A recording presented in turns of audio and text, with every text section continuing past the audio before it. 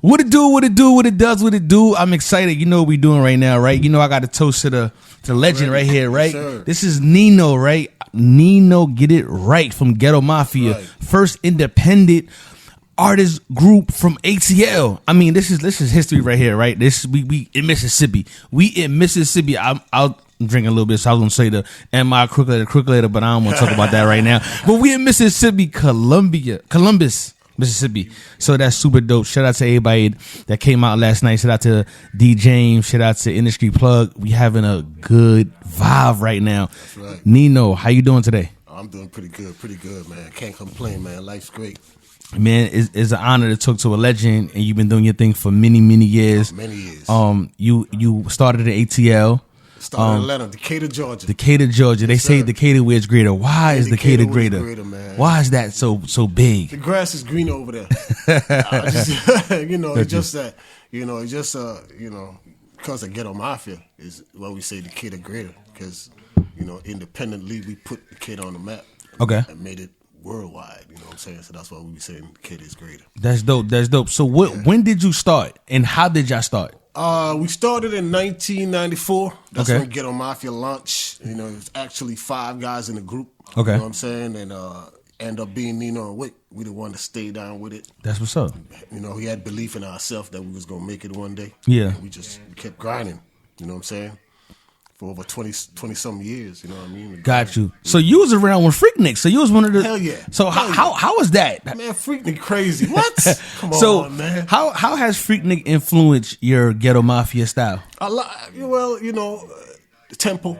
Okay. The tempo. Freaknik is more of a bass-oriented drive. You know what I'm saying? Mm-hmm. But, Ghetto Mafia, we still perform there. And, the music kind of mesh because of the kind of...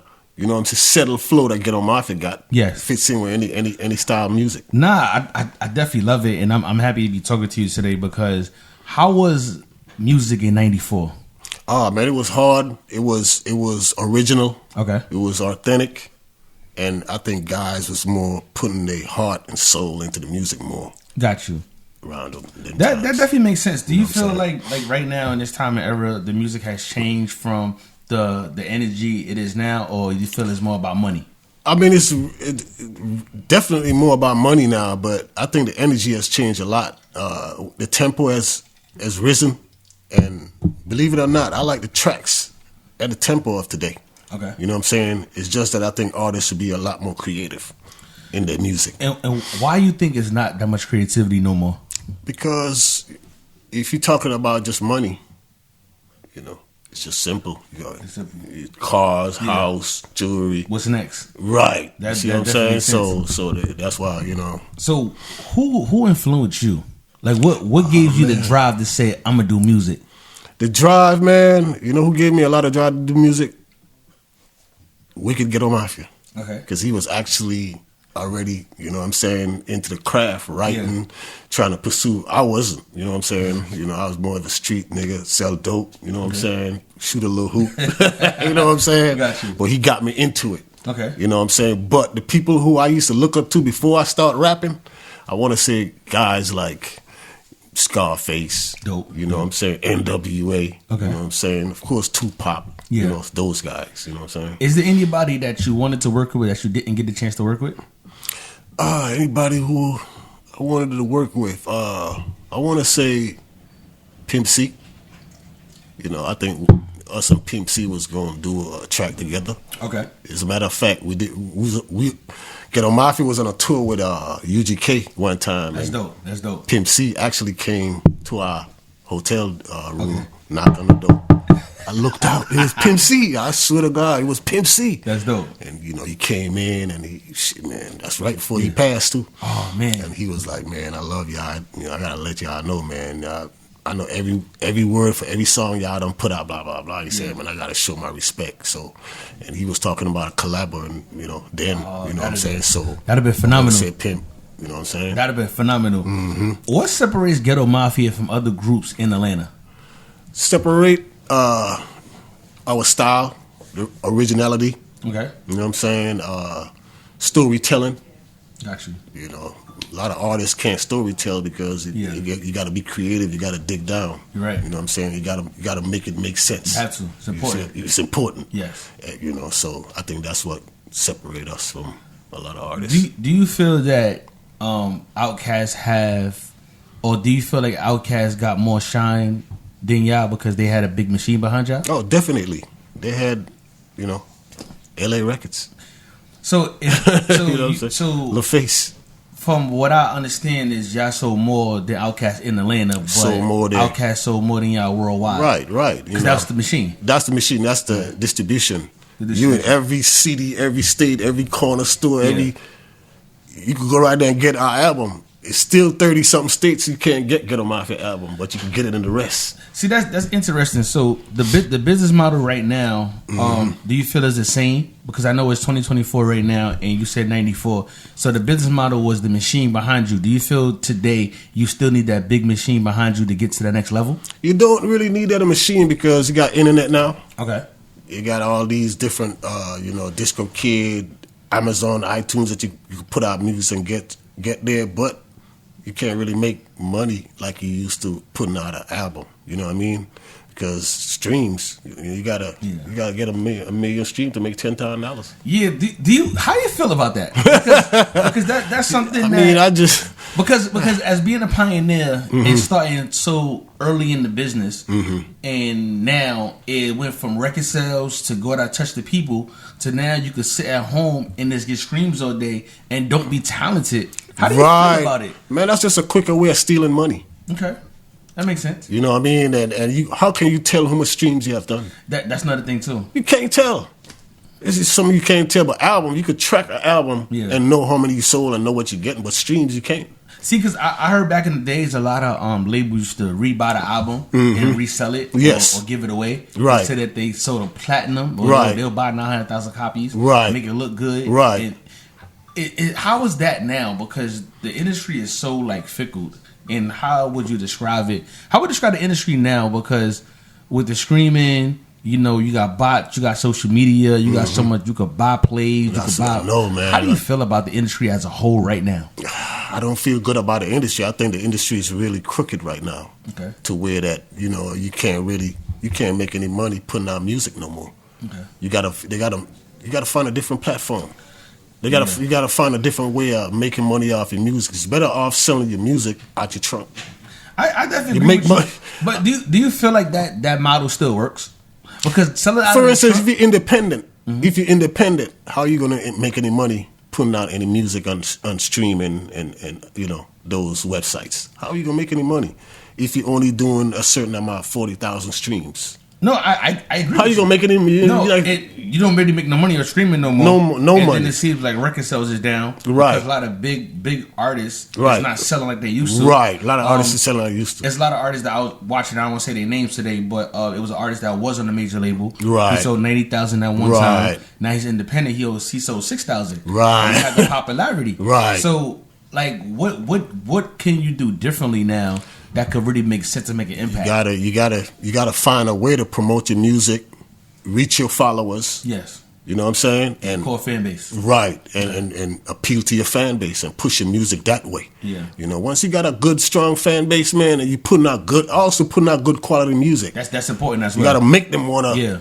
go purchase your album, you know what I'm saying? And and it's good not to force feed them and give them too much, to where that they get tired of your music or whatnot. Yeah. It's just good to like fine wine. You got to gradually drop not over promote yourself. Because once you go here, ain't nowhere else to go after that. No, I definitely agree with you. You see what I'm saying? So I want to know, what was your message? What was Ghetto Mafia? What was Nino's message? Our message you said you was in the streets. You was getting to it. So what was the message? Our message is like, be who you are. Don't follow the trend. Okay. Put out who your heart is. And that's what Ghetto Mafia about, being yourself. You know what I'm saying? And don't follow no one else. Say what's in your heart and don't say what you seen around you and what everybody doing. Say how you really feel inside. Nice. And that's the thing, because a lot of cats won't do that. They're going to go along with what everybody else doing and what's cool. They're not going to follow how they really feel inside. Or if you don't like someone, your boy's not supposed to like him too, and that's what you gonna say. but your heart ain't saying that. Yeah. You cool with that guy.